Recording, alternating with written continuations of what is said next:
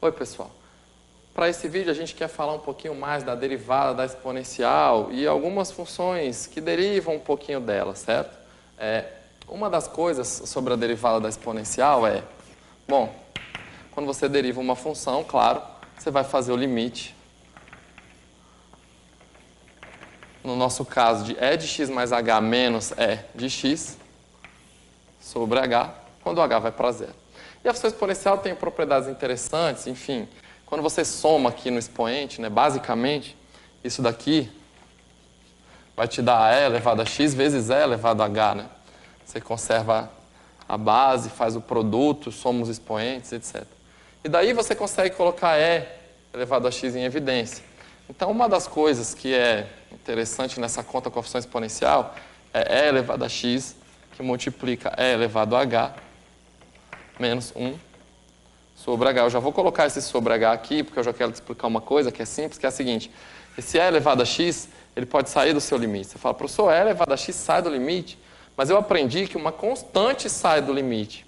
Então, você está me dizendo que e elevado a x é constante, não faz muito sentido. Eu vou te explicar. E elevado a x é uma constante, com respeito à variável h, que é a variável do limite. Então, o que eu estou querendo te dizer? Como o h e o x são completamente independentes, se o h tende a zero, e elevado a x não tem nada com isso. Então, nota de novo, é uma constante com respeito à variável do limite, com respeito àquilo que esse limite aqui está se preocupando, e elevado a x não tem nada com isso. Então, eu vou tirar e elevado a x do limite e vou colocar o limite aqui. E, bom, se você ainda não assistiu, você pode tentar ver, nós já gravamos um vídeo em que nós explicamos muito bem por que essa base é tão boa ou é tão importante. É justamente porque é com essa base que esse limite inteiro dá 1. E aí isso daqui fica sendo a sua e de x. É a única base que isso vai acontecer, certo? Então, basicamente, esse número ele é aproximadamente 2,72, tá? 2,7 se você precisar aproximar algum cálculo ou alguma conta, tá?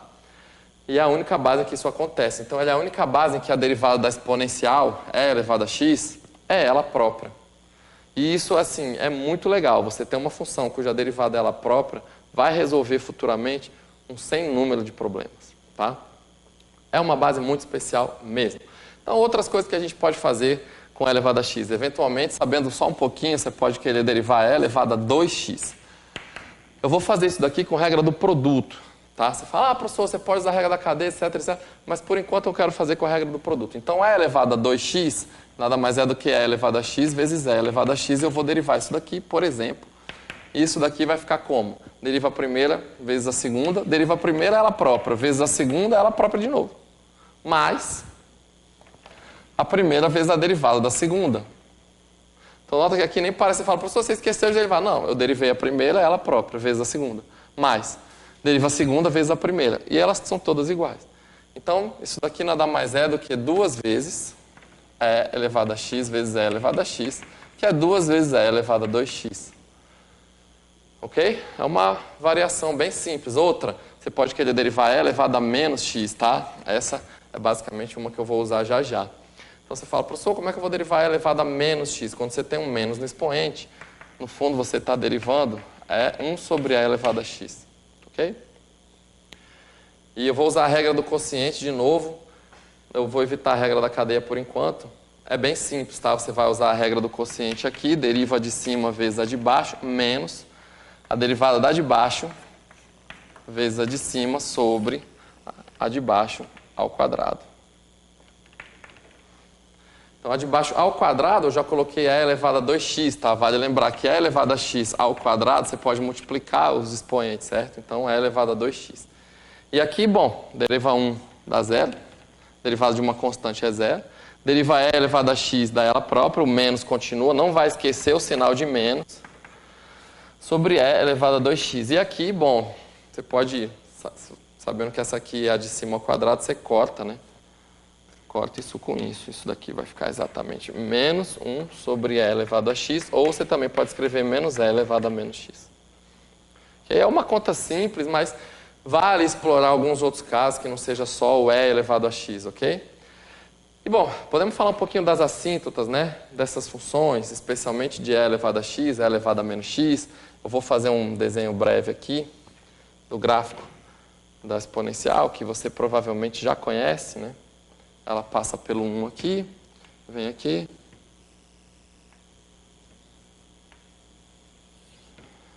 E cresce, tá? Isso aqui seria y igual a e elevado a x, por exemplo.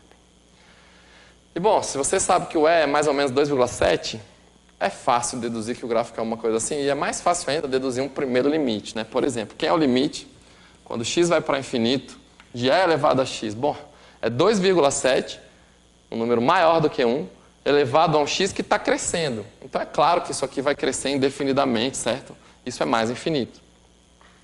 Agora a gente pode parar para pensar quem é o limite quando x vai para menos infinito de e elevado a x. Então você tem agora um expoente que está tomando valores cada vez maiores em módulos, só que negativos. Tá? E aí, claro, você pode parar para pensar, é 2,7 mais ou menos. Se eu elevar isso a menos 100, então esse é 1 sobre 2,7 elevado a 100. Claro que vai dar um número cada vez menor, certo? Conforme esse expoente aqui vai para menos infinito. Então isso aqui é um caso relativamente simples de você saber que isso daqui dá zero. E pelo gráfico também você vai saber, né? Aqui então nós temos uma assíntota, certo? Esse limite aqui, ó, não te diz nada sobre a assíntota, porque ele não existe, certo? Quando dá mais infinito, o limite não existe. Mas esse daqui já te fala, ó, a reta y igual a zero, também conhecida como eixo x, é assíntota horizontal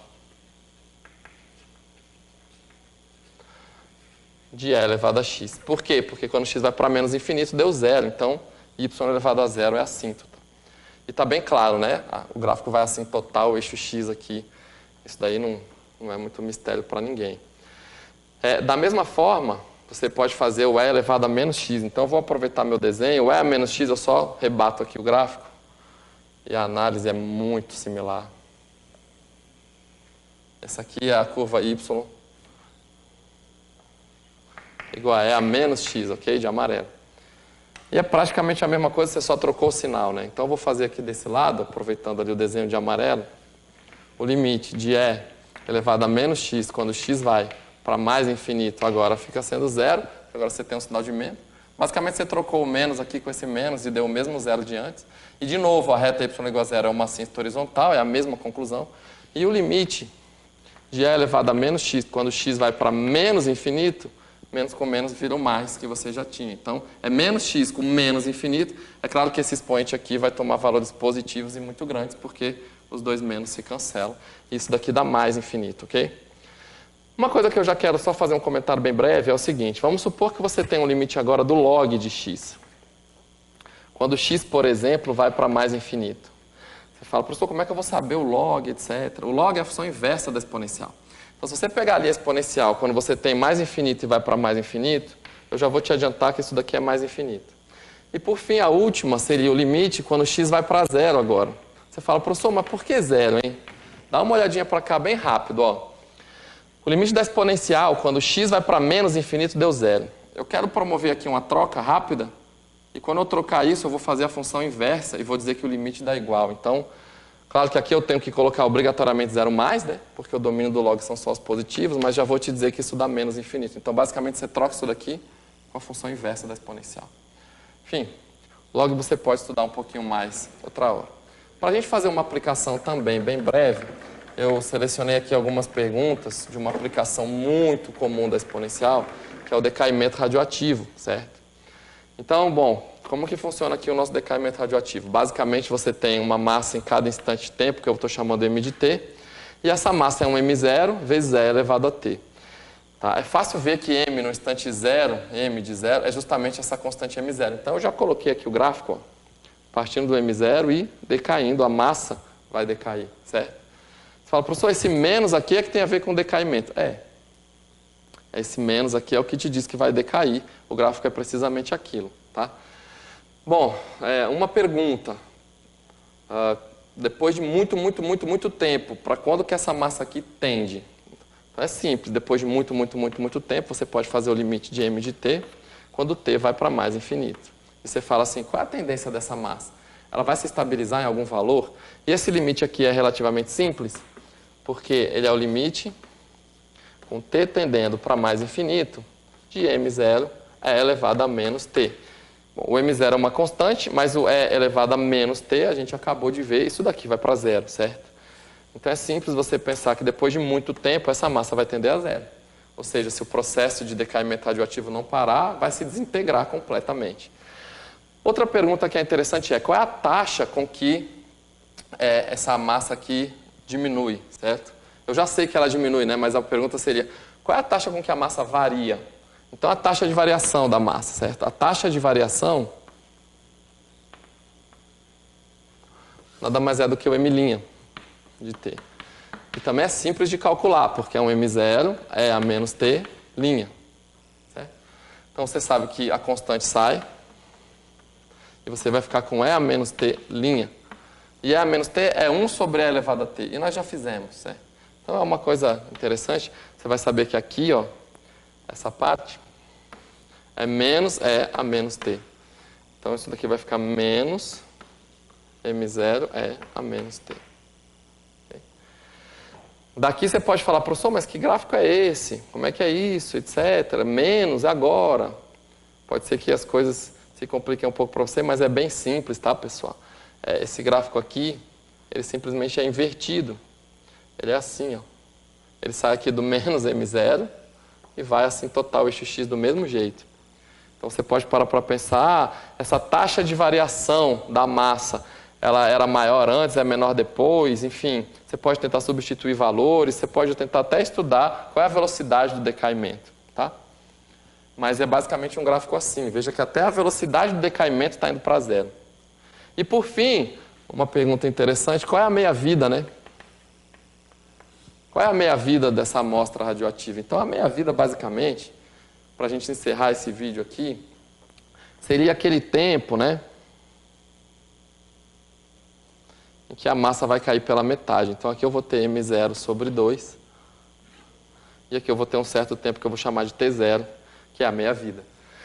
A parte interessante é que depois de exatamente mais um t0, a massa vai cair de novo pela metade, tá?